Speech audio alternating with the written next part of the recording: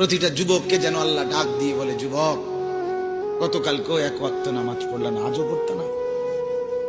আমি মালিকের একটা সেজদা দিতা না? আল্লাহ যেন ডাক দিয়ে বলে ফজরের ওয়াক্তে, আমার বান্দা আজও কি সেজদা দিবা না আমারে?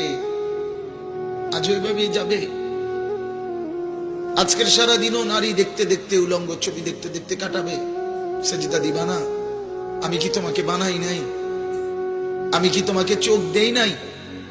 আমি কি তোমাকে কান দেই নাই? আমি কি তোমাকে জবান দেই নাই? আমি কি তোমাকে দুইটা ঠোঁট দেই নাই?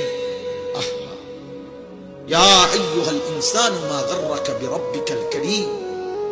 আল্লাহ বলে, আমার বান্দা, কে তোমাকে আমার মতো দয়ালু মনিব থেকে ভুল পথে নিয়ে গেল?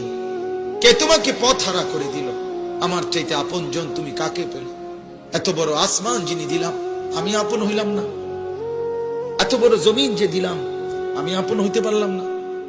প্রতিদিন তোমার চোখে ঘুম পাড়ায় দেই, আমি সেই মালিক, আমি আপনজন হলাম না?